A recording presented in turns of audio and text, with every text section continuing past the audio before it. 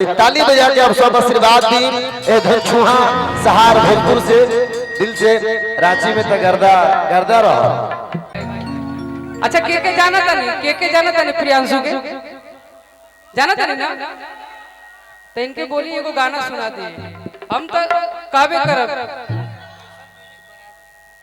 कि बार बार दिन आए बार बार दिन ले गए, लेकिन आप कुछ कह दीजिए लीजिए।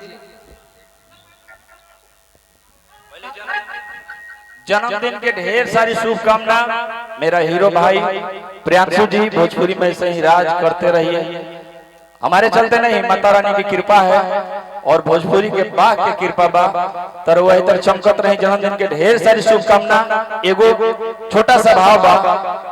अच्छा हेलो, जन्मदिन के इनका उपहार टीम की ओर से रांची में मिल गया। बड़ा मोटहन है, सच्चाई बात बा। तो पूरा जन्मदिन के बधाई हमरा जवाब धनछुहा कमेटी की ओर से प्रियांशु बाबू एक लाइन गाई। ओकरा बाद सब कोई के चाहत बा कि 3 गोला 4 गोला हो दीपक तिवारी, सोना सिंह जी के और बिकू के बरजेश भाई के एक लाइन। पवन भैया वाला लाइन सबसे बढ़िया रहा ना। हमके बड़ा माने ले, हमार बड़ भैया हमनी सबके माने ले।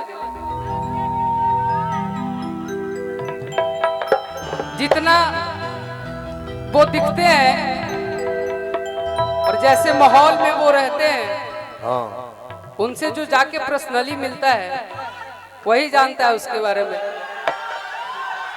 मैं मिला हूं 2-4 दिन पहले और जब कार्यक्रम खत्म हो गई रूम में हम गए नहीं तो हमारे साथ नीचे बैठ के हमके नीचे बैठा के कि जब अपन कोई भाई मिलेला ना तो धरती पर ही रह के चाहिए, इसीलिए उनका नाम पावर स्टार है। हम एगो गाना भी गौले रही सावन में, और कि संघवा में यूपी बिहार चलले और कि जाल ढारे पावर स्टार चलले। तोनी शिवानी के फेरे में रहो, इन्हें ध्यान मत दिया। अरे कि मथ पर लगाई भस्म महाकाल के, यही बात पंचे लाइन रखी। अरे कि संघवा में यूपी बिहार चलले त जाल ढारे पावर स्टार चलले।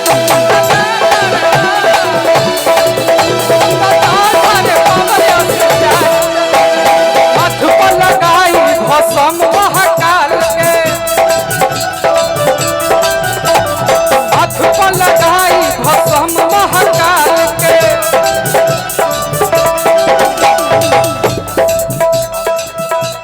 अच्छा अच्छा पक्का पक्का हमार अमृत भाई की तरफ से बहुत बहुत पुरस्कार।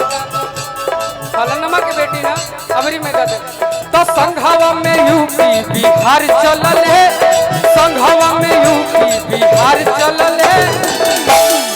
एक बार देवी गीत में भी गौले रही लेकिन टाइम ना मिलल छोड़े के। अरे कि पूजा करे मैया के दुआर चलल है, मैया के दुआर चलल है, पूजा करे मैया के दुआर चलल है। कि आयरन देवी कि हमारे पावर स्टार चलले तब पूजा करे मैया के दुआर चलले।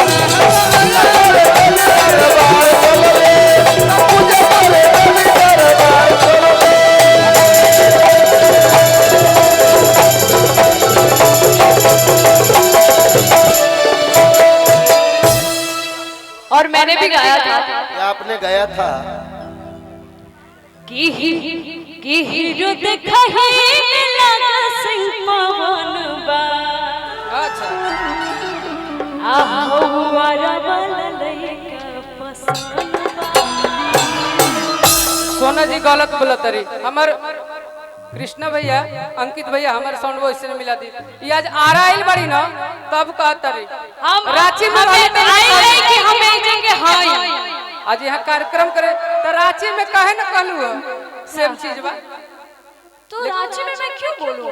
यहाँ पे सुनने वाले लोग हैं तो सुना जागरण करो तो ही गई कि हीरो देखई में लगत है ना, हीरो के मांग लंबाई से आपको देखते हैं ना तो आपके चेहरे में ना मुझे एक चेहरा दिखाई देता है।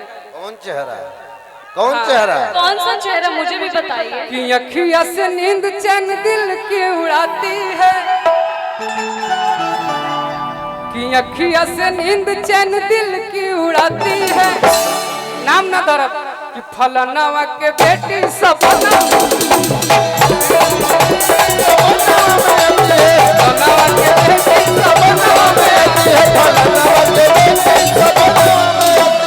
लेकिन आप कातिल नया दस दीवाना बनाती है, कातिल नया दस दीवाना बनाती है। अमरजीत फलानावा के बेटी सपना में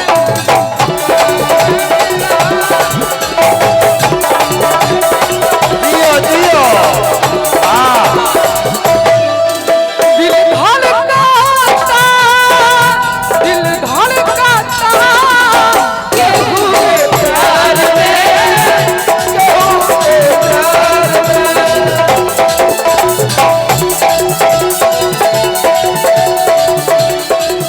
मन मस्त भइल बा